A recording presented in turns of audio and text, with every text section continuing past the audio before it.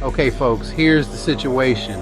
Imagine you live in a futuristic society where the government has outlawed all personal religious practices. Instead, they've established a new civic religion. Every morning, all citizens must log into a virtual reality ceremony where they bow down to a digital statue of the nation's supreme leader. The problem with the new law is you're a devout believer in God, and to you bowing to this figure, even virtually, is the same as idolatry. But the law is absolute. Obey and you're safe. Disobey and you're marked as a traitor. The punishment? Immediate execution by being erased. Your digital identity deleted. Your physical body sent to a facility where you'll never return. Now you know that the danger is real. Why? Because you've witnessed how fear caused thousands around you to give in, saying it's just a virtual bow, it doesn't mean anything. Yet the thought of dishonoring your faith burns inside you. You know the government drones are scanning every household. Refusal isn't hidden. You're fully aware that the moment you stand firm, your life is on the line, because you've witnessed what happens to those who disobey. So what do you decide to do? You can obey and live comfortably, even if it means betraying your deepest conviction. Or disobey, remain true to your faith, and face certain death. Would you bow with everyone else and survive, or stand tall and face the fire?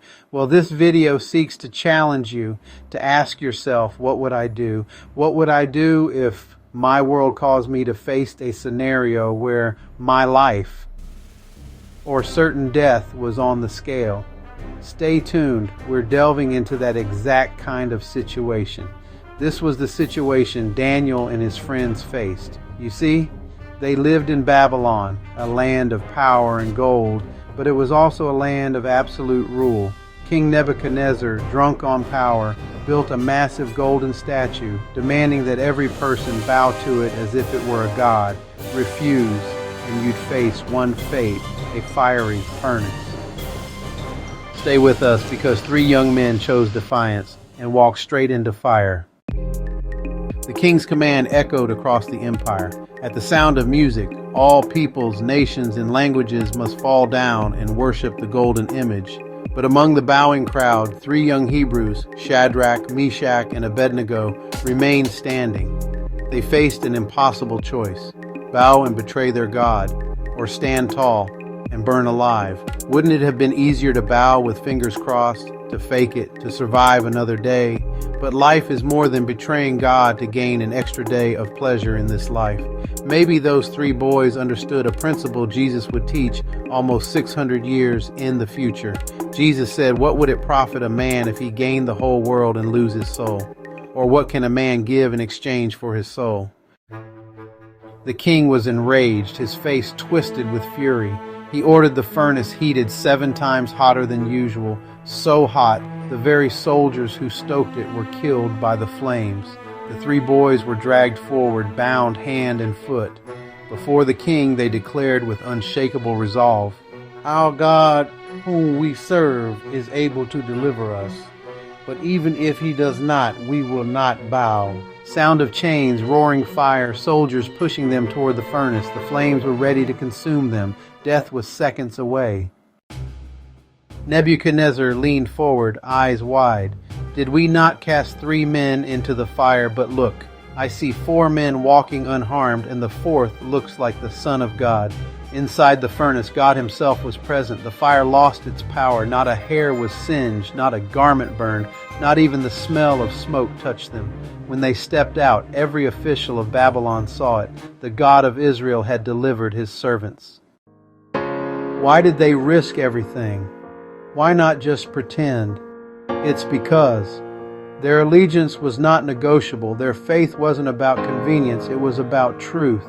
Their God was greater than kings, greater than furnaces, greater than death itself.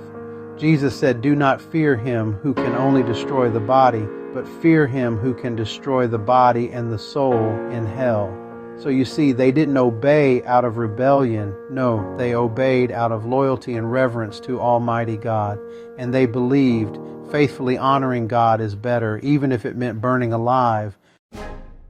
From this fiery trial, 6 lessons blaze across history. 1. Unwavering faith. means standing firm even when compromise is easier.